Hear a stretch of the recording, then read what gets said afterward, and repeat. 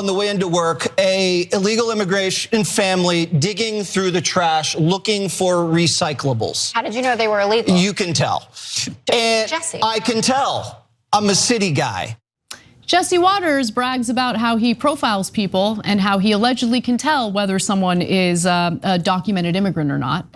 And he is not only creepy based on his own disclosures about how he snagged his current significant other, but also a pile of garbage in how he profiles people and somehow thinks he's better than them.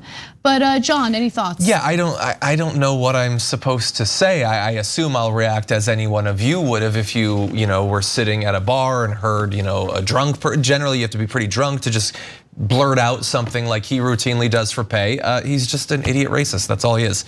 He's a mediocre person, he's not particularly intelligent, not particularly clever. I think that everyone at Fox acknowledges that just as much as I do. That's what he is right there, that's all he'll ever be. Now let's talk a little bit about the context because I want you to see those statements with more context in just a minute, but let me kind of toss to that.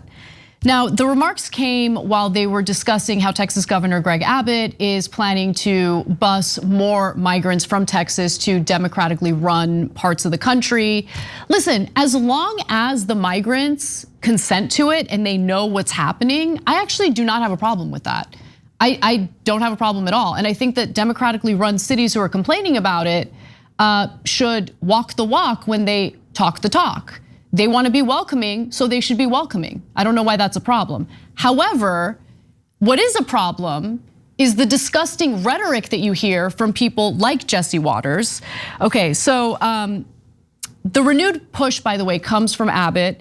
And here are more details about it. It's Title 42. It's set to end on Title 42 is set to end on May 11th, and the White House announced Tuesday that it's preparing to send 1,500 troops to the border ahead of an expected surge of migrants. And I'm sure that that will quell the criticisms coming from right-wingers in the country, right, John? Definitely. I'm sure they'll stop saying that we have an open border, right? Yeah, I mean, if him continuing Trump's border policies for multiple years didn't stop it, I'm not sure how much this is gonna affect it. Well, you would be right, because while talking about all of this, Jesse Waters and his co-hosts used this as an opportunity to basically fearmonger about our so-called open borders. Let's watch that. You don't want me to get into it, but I can tell. And it is the saddest thing to see because they're not able to work here. They came to work, but they're not able to work here. And the point is this: you have to be able to choose the people that come into the country based on needs. If you need this type of person, you need this type of, bring them in.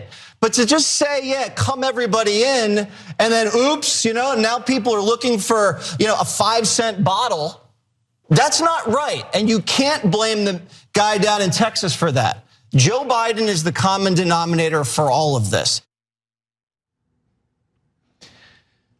Or at least he would be if immigration began when he was sworn in.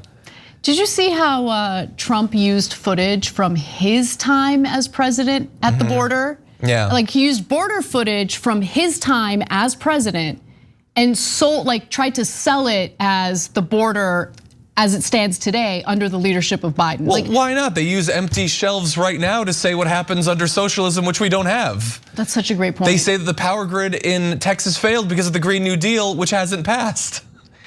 They don't want to run against reality. They run against a fantasy. And by the way, it's one thing to blame Biden, but let's look at what immigration looked like under Trump. So this is from Bloomberg. This is a headline from Bloomberg in February of 2021. Trump didn't actually accomplish much on immigration. Legal arrivals declined during his administration while illegal entries remained steady, and he left behind a ton of unresolved asylum cases. Yeah, I'm not surprised by any of that. I mean, think about it. He's the guy who had no problem taking young children, ripping young children away from their parents as they were seeking asylum. And then later, there was a lot of difficulty finding those parents and reuniting their children with their parents. That's who Trump was. Yeah. I mean, he likes to boast as if he was someone who conquered the undocumented immigration problem, except he didn't. It was all for show. It was all theatrics. It was all posturing. Yep. It's just, and I wish the Biden administration would realize that. Okay, not just when it comes to Trump, but when it comes to the detractors, when it comes to the right wingers who criticize him on this issue and claim that there are open borders, you're never gonna make them happy. Never. You're never gonna make them happy. It is their job as your political opponents to attack you, and that is what they're doing. They don't care what the truth is. Yeah, the border could just be a big pile of running chainsaws and it wouldn't stop the criticisms, because the criticisms aren't about reality, it's aspirational. And by the way, curbing legal immigration into the country has actually hurt us economically. There is a worker shortage right now in many sectors of the economy. Yeah, but most of those jobs can be filled by children. But that's exactly what they're doing. Yeah. That's why you see these red states loosening child labor laws, because they would rather employ your children and exploit them by paying them as little as possible than allow adults from other countries to come in and do these jobs.